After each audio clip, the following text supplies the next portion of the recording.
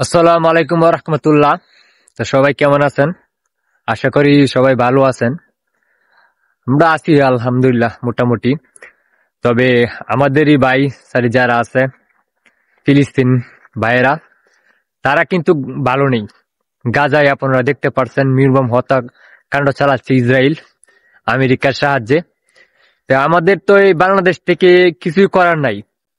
কিছু করার না থাকলেও কিন্তু আমরা অনেক কিছু করতে পারি, চাইলেই আমরা কিন্তু অনেক কিছু করতে পারি।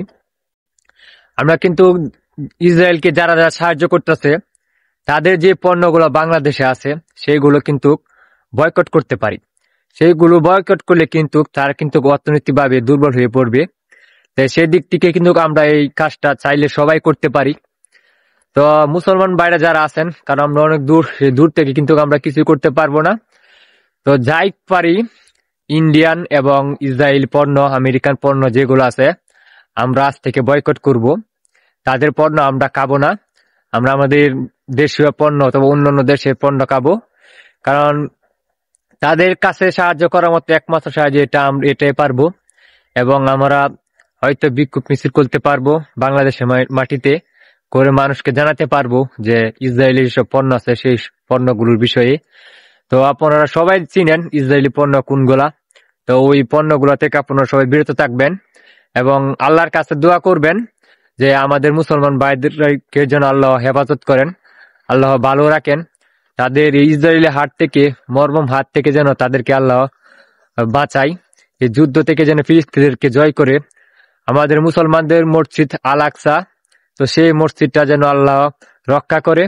তো আমরা সবাই ইসরায়েলি পণ্য বয়কট করব এবং ফিলিস্তিন ভাইদের জন্য আমরা সবাই মোনাজাতে দোয়া করব।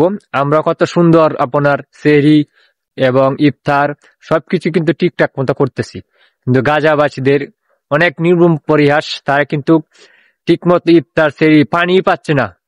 তাদের উপরে যে নির্মম হত্যাকাণ্ড চালাচ্ছে এই ইসরায়েল। তো ইসরায়েলের যত পণ্য আছে আমি আবার সবাইকে বলবো সবাই সেই পণ্যগুলো বয়কট করবেন এবং আমেরিকান পণ্য, ইন্ডিয়ান পণ্য যেগুলো আছে এগুলো বয়কট করবেন, কারণ তারাই ইসরায়েলকে সাহায্য করতেছে। এবং ফিলিস্তিন ভাইদের যারা সাহায্য করতেছে তাদের পণ্যগুলো আপনারা ব্যবহার করবেন, বাংলাদেশি পণ্যগুলো ব্যবহার করবেন। তো আর কিছুই বলার নাই, সবাই জানেন বর্তমান অবস্থা, বিশ্বের অবস্থা, ফিলিস্তিন ভাইদের অবস্থা। তো সবাই ভিডিওটি শেয়ার করবেন এবং আমি আবারও বলতাছি ইসরায়েলি পণ্য, আমেরিকান পণ্য, ইন্ডিয়ান পণ্য আপনারা সবাই বর্জন করবেন।